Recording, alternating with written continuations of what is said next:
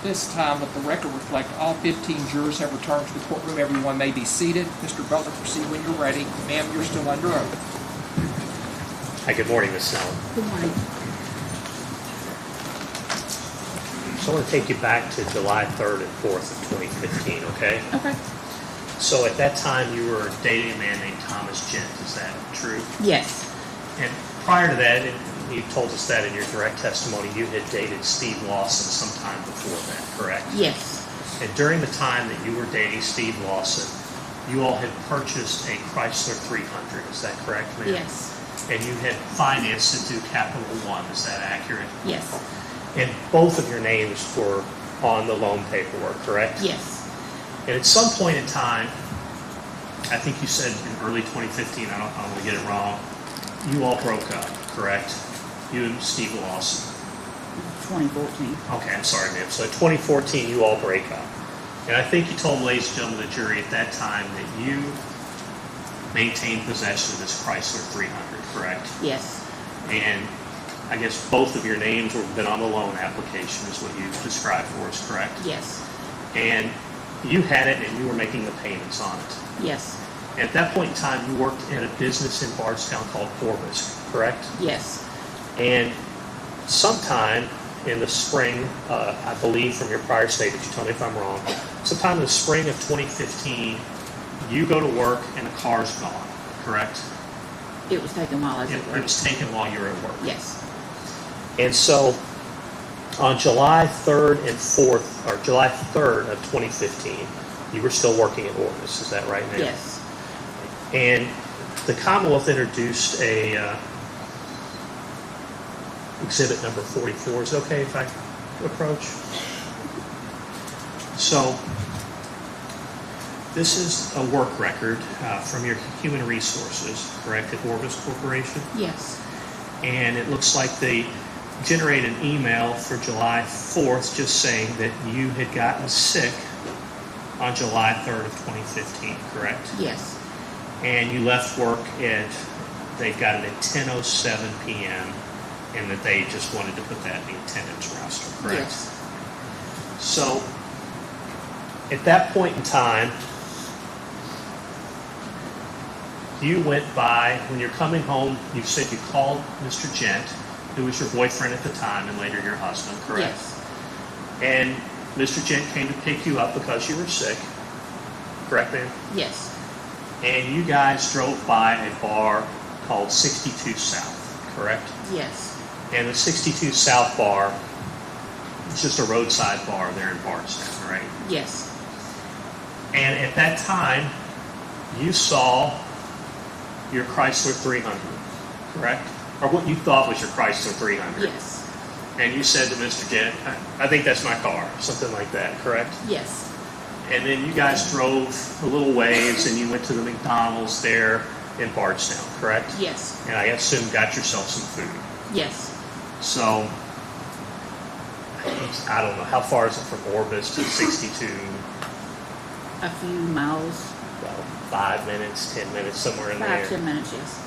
And so then you leave, we drive by 62, see that, then you go to McDonald's, you get something, you come back, and at that point you decide, hey, I want my car back, right? Correct.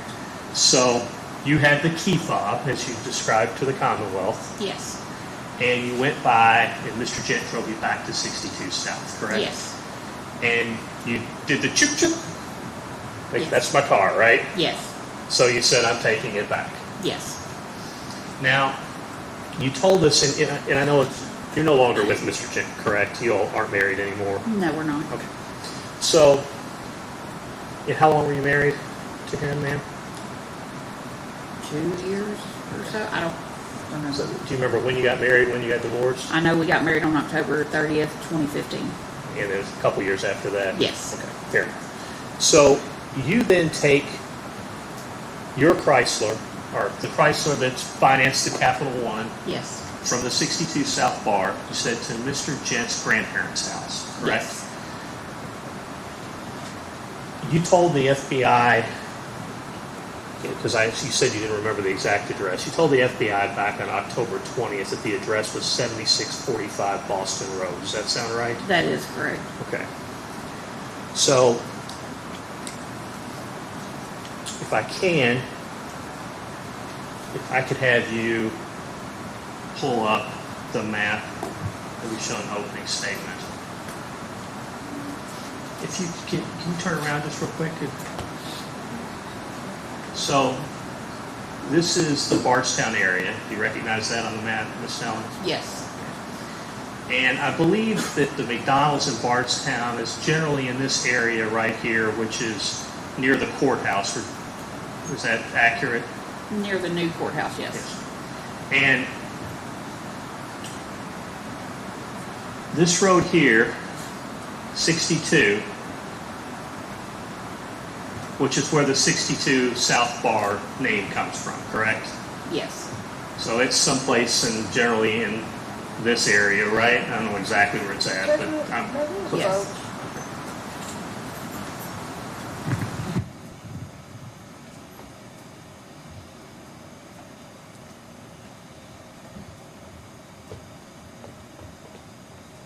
They're utilizing a map with Chrysler, the house on the Boston Road, and Crystal Rogers' vehicle on it. This witness has no idea the accuracy of that map or anything else. They want to introduce that to someone else, but they want to use a clean map and talk about Boston. And Judge, I'm not going to pull a they're map. just putting it in front of the jury for a witness who. I'm not going to cannot- introduce this map to this person.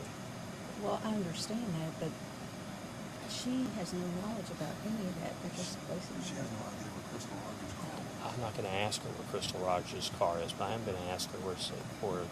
Jacob. Will the map be introduced through another Yes. witness later in the Yes. trial? Yes. Well, I'll allow it. Thank you. Basically, I believe it's going to be introduced in another point.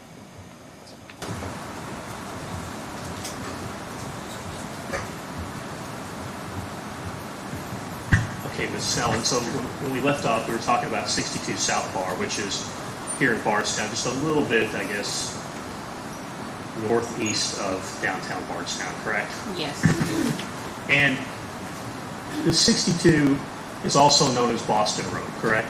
yes, And Mr. Gent's grandparents live at 7645 Boston Road, correct? yes. You can take that down then.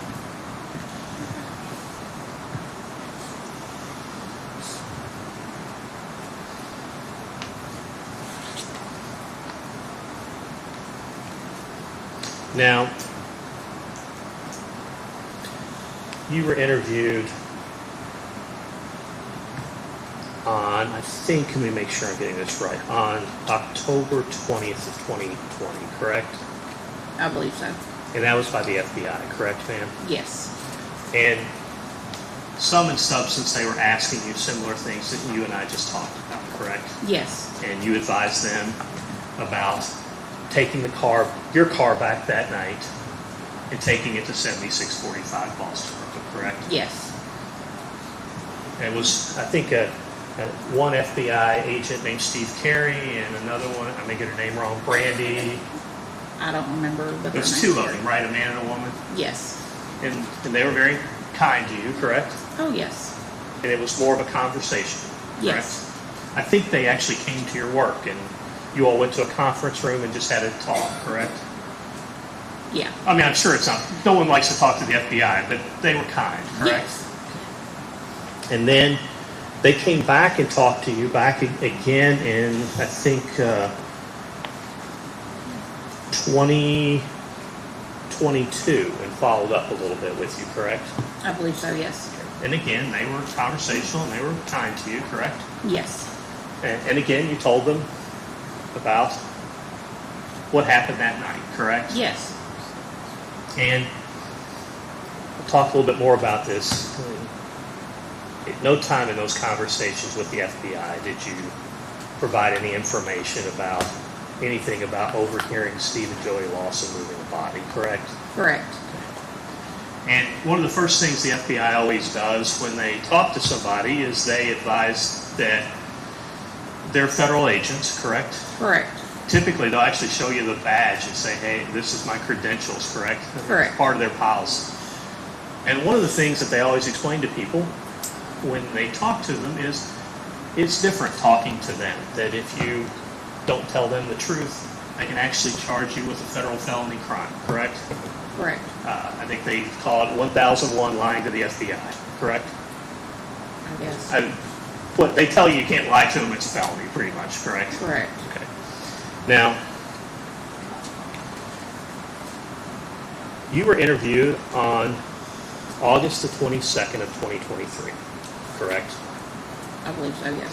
And you were interviewed by the Kentucky State Police. Is that accurate? Yes. So at this point, this would be the third interview that you've been given to law enforcement, 2 with the FBI and 1 with the state police, correct? Yes. And before this interview, they'd actually come to your house. So I guess it's kind of a 4th interview, correct? You would say so, yes. Yeah, they came in, they talked to you a little bit at your house. Man was nice to you, correct? Yes. Asked if you to come in the next day or 2 or thereafter, and you did, correct? Yes. And during that interview, you again advised July 3rd, got sick, left, see my car, take it to 7645 Boston Road, correct? Yes. And during this interview, you never advised anything about Joey Lawson, Steve Lawson moving your body, correct? No, I did not. All right. Now,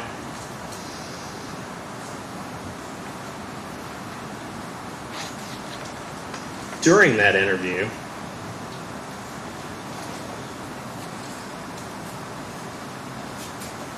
you actually told him, I honestly don't know anything other than what I'm telling you about my car. Do you recall that Not, specifically? not Let me see if I can, specifically. let me show that one to you.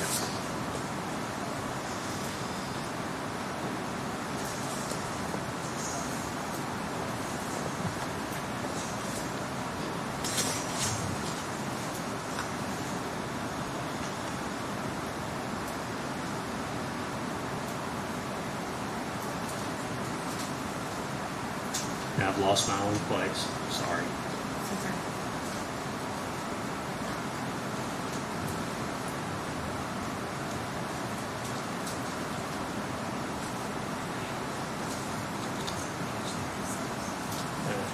It's the wrong one.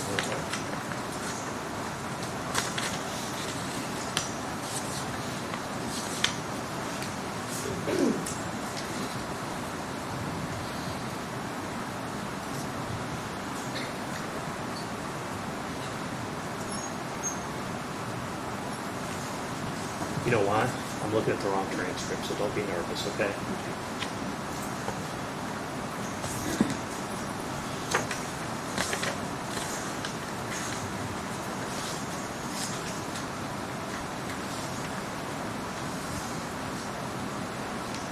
Now, approach Judge. You may. So what I'm showing you, so while I'm finding, what I'm showing you is your August 22nd, 2023 interview, okay?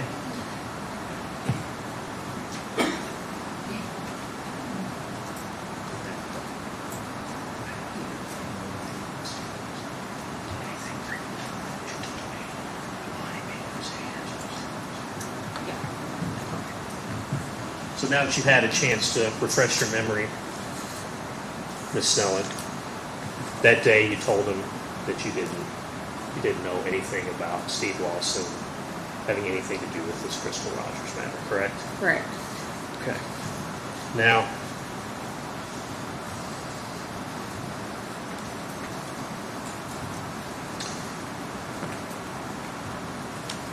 you all had a conversation after that, as we talked about.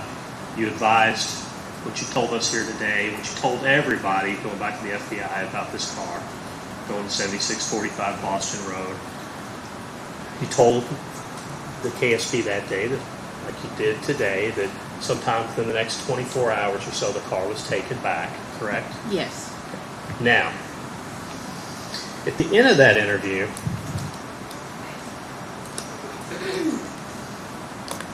you were advised if you thought of anything else, give them a call back, correct? Yes. Now, you went back on September the 20th of 2023, correct? I believe so, yes. All right. Now, when you went back, and and I'm not asking these questions to embarrass you, okay? Okay. All right. You go back on September 20th of 23, you actually called the state police and said, hey, I thought of something, I have some more information, correct? Yes. So you invited yourself to go see them, correct? Yes. And what you had thought of at that time is Joey Lawson had sent me some text messages earlier in 2015, and the sum and substance of those were that he was trying to figure out where he was on the July 3rd, 4th weekend of 2015, correct? Not exactly. We'll come back to that, but he's texting you about the July 3rd and 4th weekend. Correct. Okay. And you wanted the police to know that. You thought that might be important. Yes. Now, when you walked in there, you were on unsupervised probation, correct? I believe so, yes. And importantly, and I'm not going to ask you the details I don't want to know, importantly, you had a Child Protective Services investigation, didn't you? Yes. Okay. And what a Child Protective Services investigation is, without getting into the details, because I don't want to know, that's where they're looking to see whether or not you can continue to keep your child, correct? Yes. And obviously, you love your child, correct? I'm not trying to make you cry. I have to ask these questions, okay? But that is one of the first things that comes up in this interview. If you could play clip 49 for us.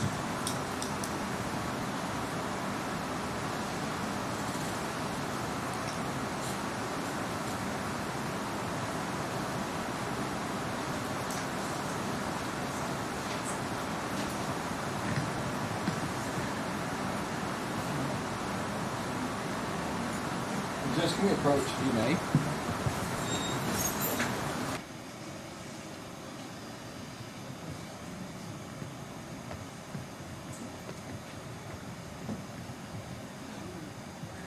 She's agreed with it. What are they doing? Impeaching her? No, not impeaching her. I think I'm entitled. Oh, I'm sorry. No, Microphone is here. these microphones. No, what I think I'm entitled to do is show how this statement developed by showing clips, and I think that's very clear to show the coercion. Okay. I'm assuming she's going to admit that that occurred. Yeah, I think she she's can, already whether she admitted. admits it or not. I think under Jenkins versus Commonwealth, which is a Supreme Court case, I'm entitled to show these interrogation clips to show how the coercion occurred and how these statements Is came. that the case you Yes, provide sir. on? What specific part in there you want? You can point toward it so I don't have to read the whole case.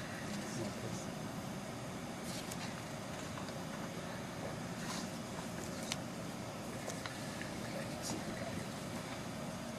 Admissibility of interview tapes in the trial court. I'm not allowed Dr. Campbell to testify in defense of to introduce the tape recordings.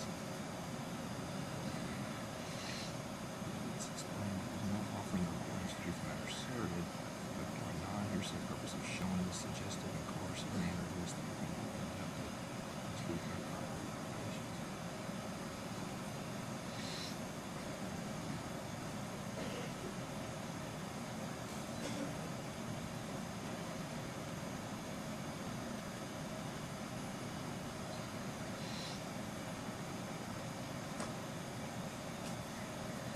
So here's talking about not allowing the tapes to be introduced. No, I can play the tapes, is what it's saying, to show the coercive nature of the thing. They It's have not an being expert who's introduced. gonna go through this. I- Isn't your expert going to go through all that, Doug? I think I'm entitled to ask her too. I don't, just have an expert's gonna come in and say, they can ask her if she was. I think you clearly have a right to ask her if they did this. If she denied it, then I think you'd have a right to play that. Judge, that specific, there's a big difference between me asking her, did they say this, and me showing them, and that's what that says. But you're going to show it through your expert. Right now, my intention is, I guess it depends on how these next couple of witnesses go, but I'm certainly going to let you play it through your expert. I didn't know. if we're going to do it then, I mean, no, if you're going to overrule me, no, I guess just not my objection. I think I'm not preventing you from later through. Okay. I just don't think it's correct through this witness, I think you have a right to ask her if she denies something to play it to show. I that agree she's- with that. Yes, sir. that- I'm not prohibiting you, your expert can play whatever he thinks is improper. Yes, sir. No problem with that.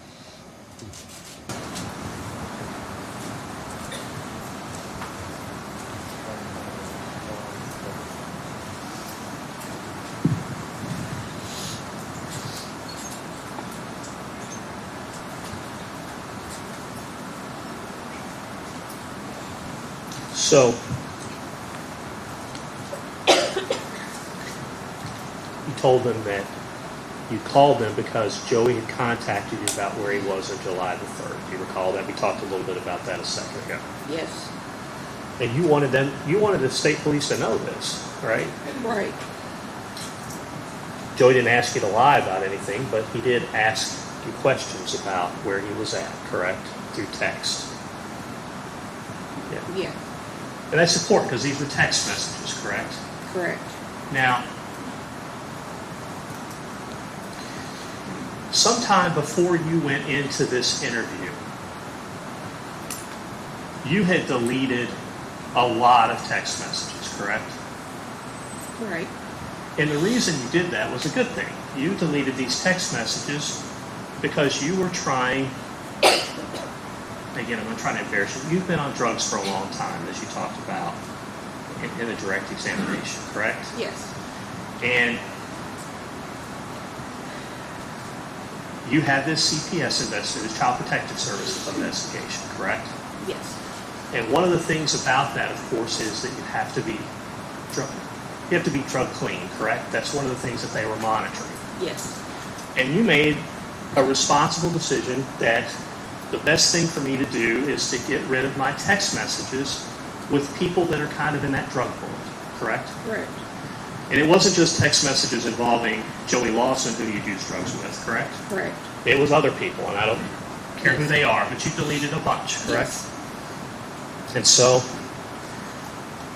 when you walked in and you volunteered this information, and you said that you had deleted a lot of text messages quite a while ago. It had been a long time ago that you deleted these, wasn't it? It had been a while, yes.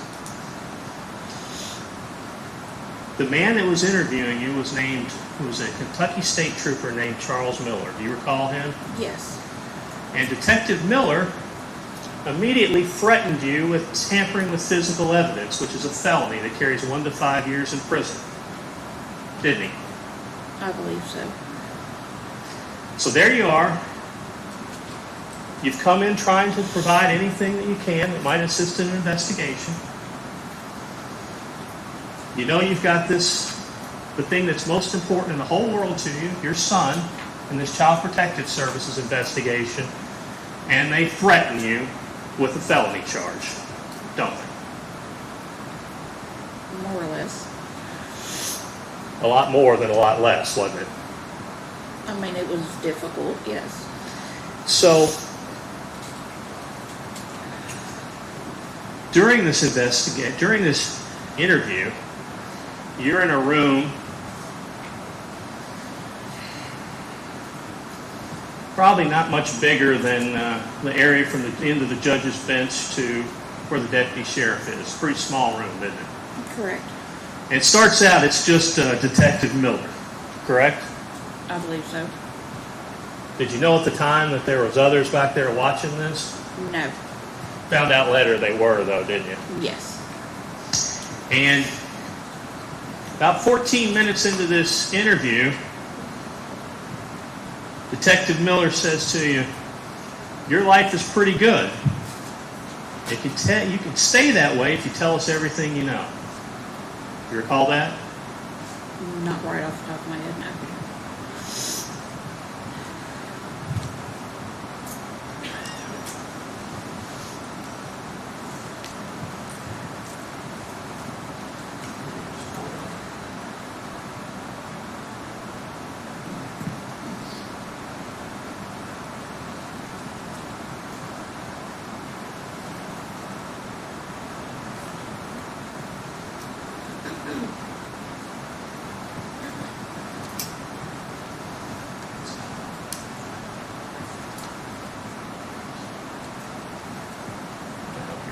Yes. And I know it's been a long time, and I know this isn't any fun, but do you recall taking a look at our notes? Does that help refresh your memory? Yes. Okay. So he told you your life's pretty good. You can stay that way if you tell us everything you know, correct? Correct. Then 23 minutes into this interview, and at that point you've not said anything about that you overheard Joey say something about moving a body. He told you better have some answers. And he left the room. You recall that? Yes. Then he tells you, I'm the best friend you have right now. Recall that? Yes. At this point, Heather, you hadn't done anything wrong, had you? No. Then 35 minutes in, they told you, your life might be ruined if you don't remember more, didn't they? Yes. Your life might be ruined if you don't remember more. Then they told you it's the highest profile case in Kentucky history. Remember that? Yes. Then they told you, now we're about an hour into this,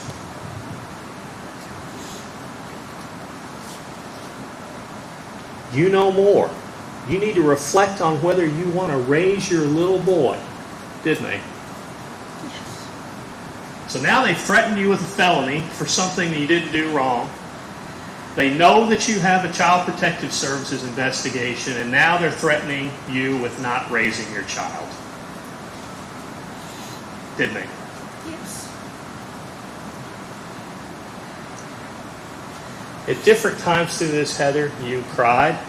Yes. At one point, you had a panic attack because of how they were treating you. Yes.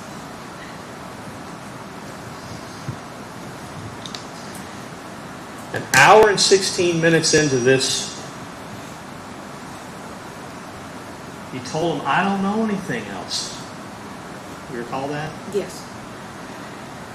So now we're 2 interviews with the FBI, 2 interviews with the state police, so people treated you well, right? Yes. And we're an hour and 16 minutes into an interview where they're telling you they're going to take your child away and give you a felony, right? Yes. 2 minutes later, you told them, I can't remember anything else, didn't you? Yes. Then you said, I don't remember anything else, again, didn't you? Yes.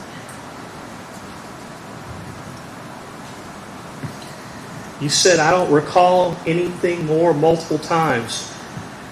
You remember that? Yes. And then this detective Miller says, well, when people say I don't recall anymore, that means they're lying. Correct? I believe so, yes.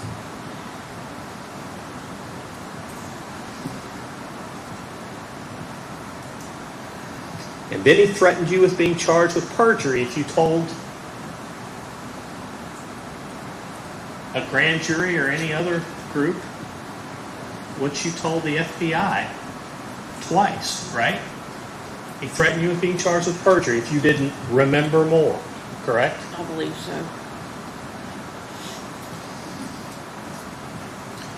At no point did you have a lawyer in there?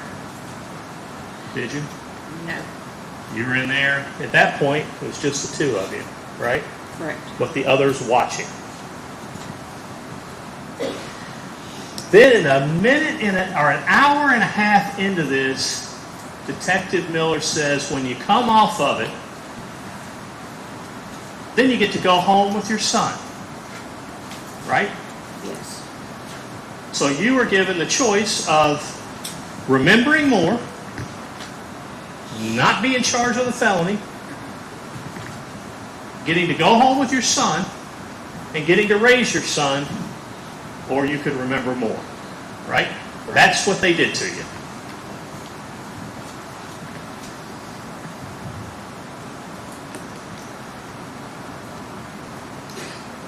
And then, An hour and 37 minutes and 59 seconds into this interview, for the first time, after this being the 5th interview, that's when you said you overheard Joey and Steve talk about moving a body, correct? Yes. And you told them you were in the basement, right? Yes. You were doing your laundry, correct? Correct. So, obviously that's making noise, correct? Correct. And you told them you could only hear bits and pieces because you were doing your laundry, correct? Yes. You told them you even asked yourself if you heard them right, correct? Yes. And I'm not trying to be embarrassing here. You were doing methamphetamine at the time, is what you told them. Correct. And that's the first time that you ever had said any of this, right? Correct. Now, that didn't end there, though, did it? No. No, it went on for another 3 hours of this, didn't it? Yes. Because they wanted more, right? Yes. At one point, this Miller man started beating on the table and screaming at you, calling you a liar, didn't he? Correct. In a little room about the size of where the sheriff and the judge's bench is. Correct. Just you and a Kentucky State policeman screaming at you, calling you a liar, right? Yes. At that point, you had a panic attack, didn't you? Yes.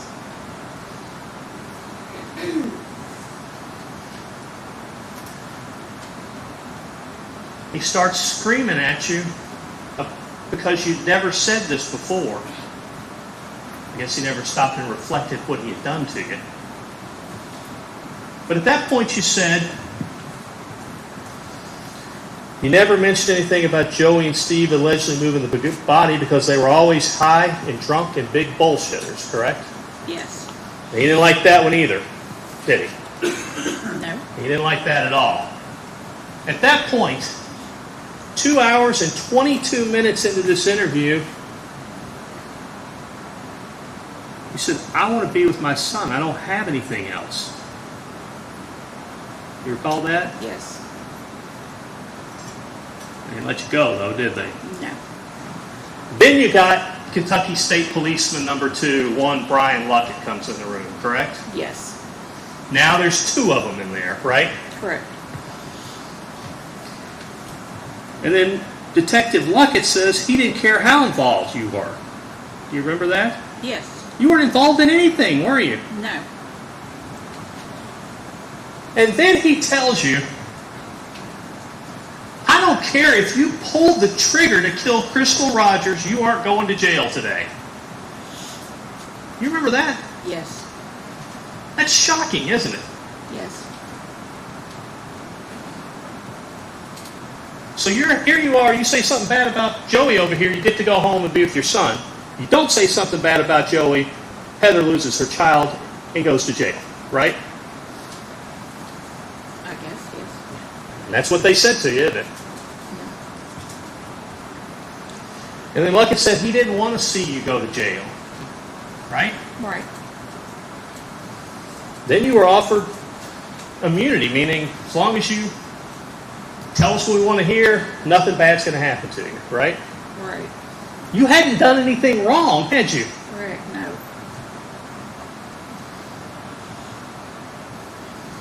And then they tell you, then they say, because they're not getting what they want, really. Then they say, we have a witness that saw you with Steve Lawson on July the 3rd. Do you recall that? Yes.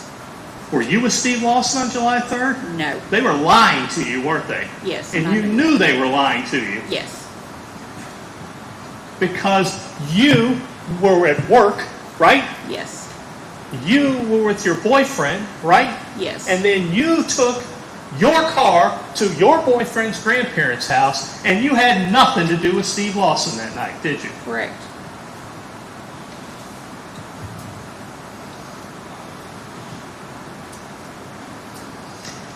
But that didn't stop it either, did it?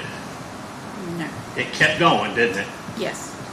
And then they told you, you remember that little boy when you're talking to us, didn't they? Yes. Well, you knew what that meant, didn't you? Yes. Yeah, we're going to take your child if we don't like how this ends, right? Right.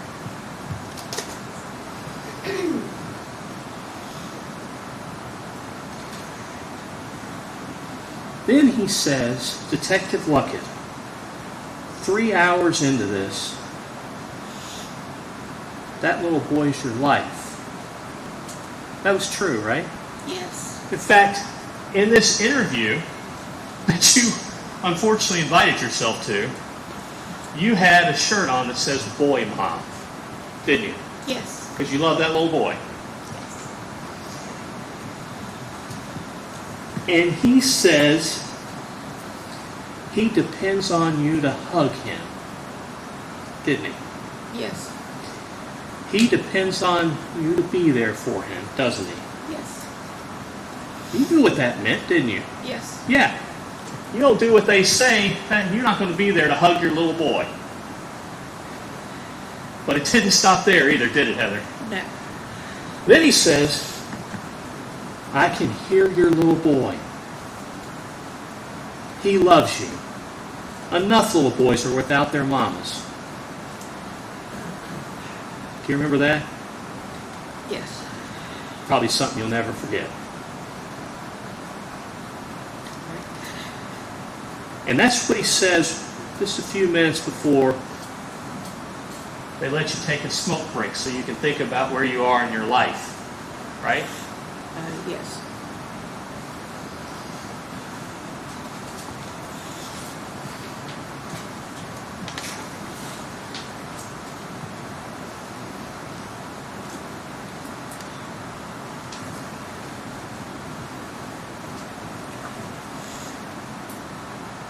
At this point in the smoke, after you come back from the smoke break,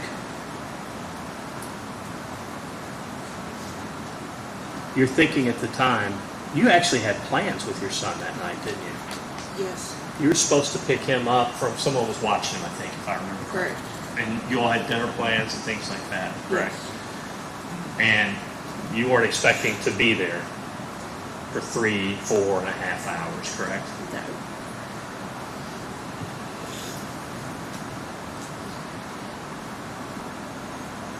At this point, you came back in. For the first time ever, you said Joey and Steve murdered Crystal Rogers, didn't you?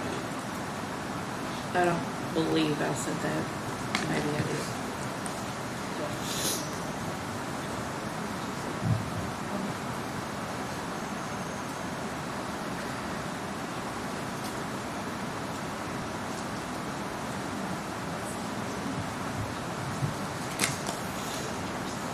It's clip set.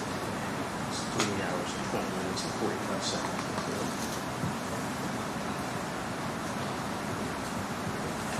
You mind if I come over there? Yes.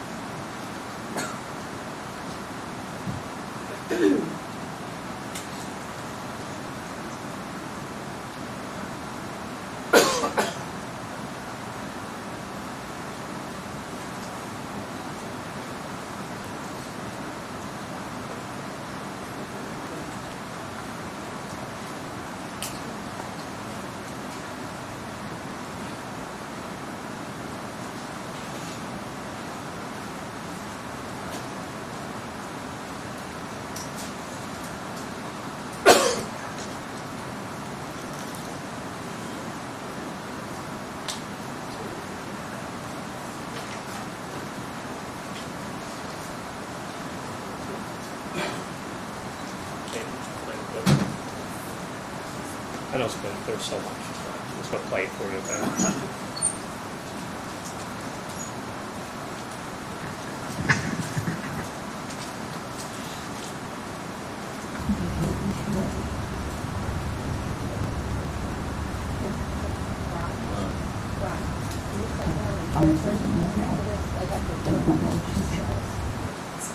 Standing there complaining about the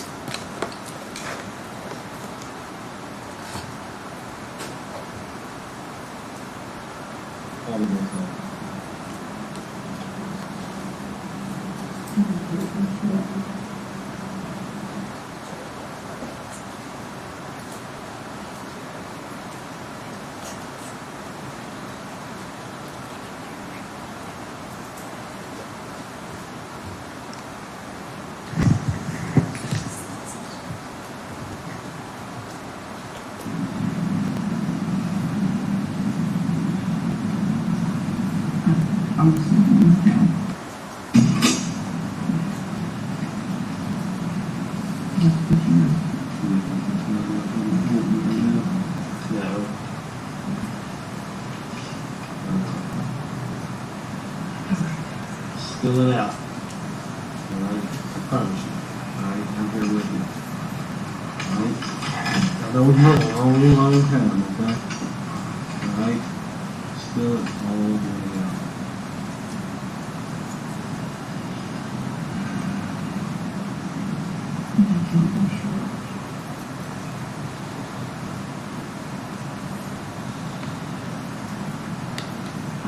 Honestly, don't know how. And I don't know what she said.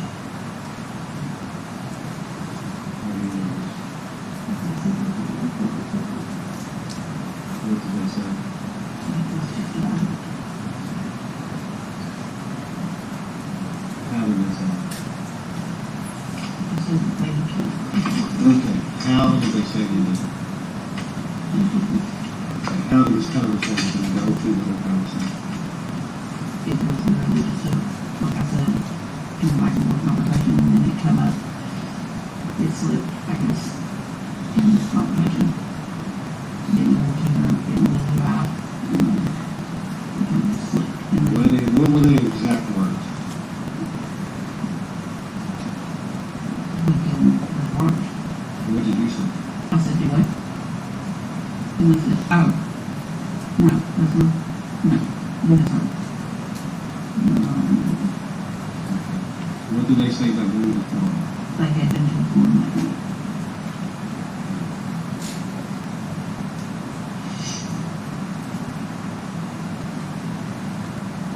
When was this conversation?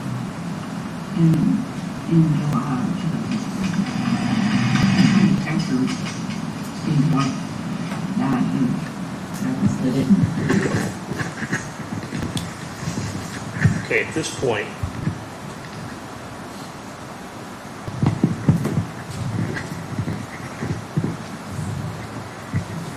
we are 3 hours and 20 minutes into this interview. Okay? Okay. You have just to set the stage, because that took longer than we hoped it would take, okay? You've just been sent on a smoke break to think about your child, right? Right. And for the first time, that's when you said, well, Joey and Steve killed her, right? I assume. I couldn't hear it. That's what you said. Okay. You said you all were drunk and high, right? At the time. Okay. You said that Joey said you all misheard, or Joey and Steve said you misheard that, right? Right. And that's the first time, 3 hours and 21 minutes and 59 seconds into this interview, after all these threats that you said, anything about Joey and Steve admitting to go into the farm, right? Like we just heard, correct? Correct. And that was after 4 previous interviews where people had treated you like a human being, right? Correct. Now, you even told them you were high enough you shouldn't have been driving that night. You remember that? The night that you said you heard this after all of this beating on you, right? Right. And you hoped that would be enough that they'd just let you go home, didn't you? I assume. And you said, I don't know anything else for the 1,000th time, right?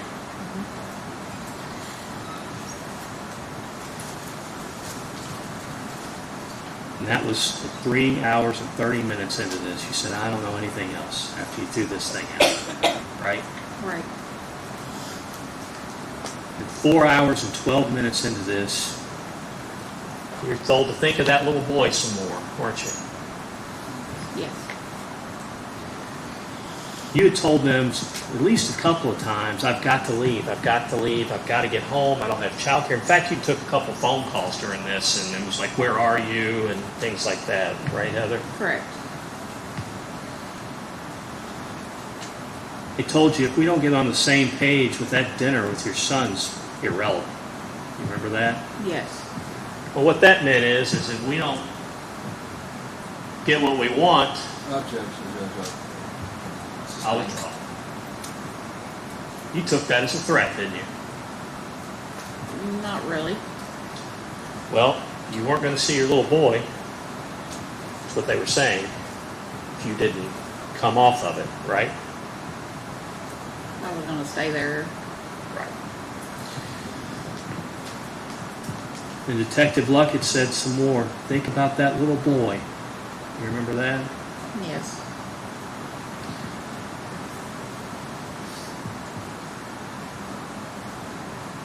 At this point, you started crying again. You said, I've been pushed in a corner. Remember that? Yes. You said, I don't like it. Remember that? Yes. It was awful, wasn't it? Yeah.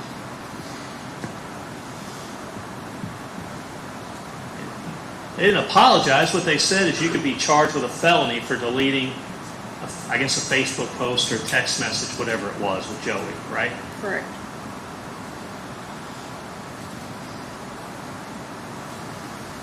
And they told you if we find out anything else, you're going to be prosecuted, right? Correct.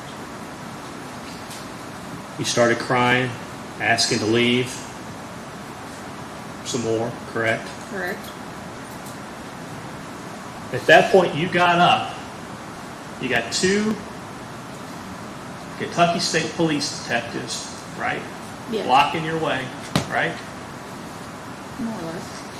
And Miller gets mad and stomps out, right? Yes. And then Detective Luckett gets in your way as you're leaving. You recall that? Yes. 4 hours and 13 minutes into this marathon, he says, I don't want to have to take your little boy from you. Doesn't he? Yes. Finally, 4.5 hours, you're getting up to leave, right? Correct. And they tell you one more time that they could charge you with tampering with physical evidence, a felony, right? Yes.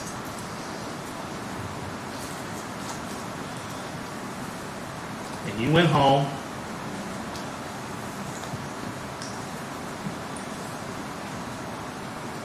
On October 25th, Commonwealth's Exhibit 45.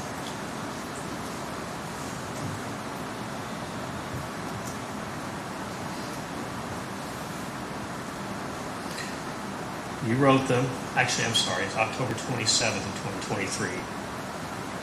I hope it's clear within my statement, I don't know anything. Correct.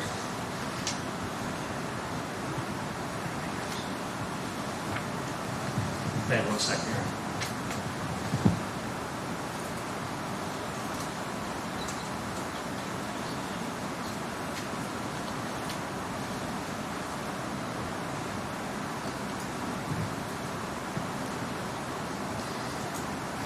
One last question. I'm sorry, I should ask.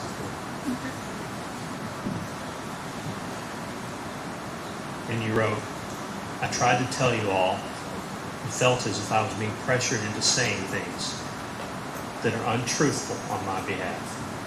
That's what you wrote, right? Yes. Thank you. That's all the questions I asked.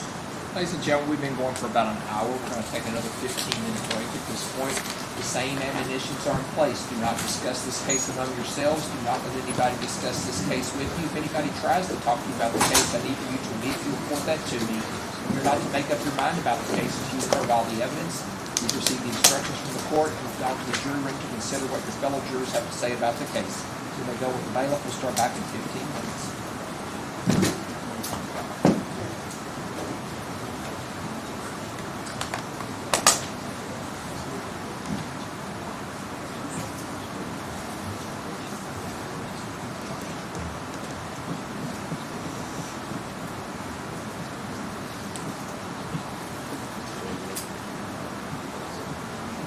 Court is in recess until 10:55.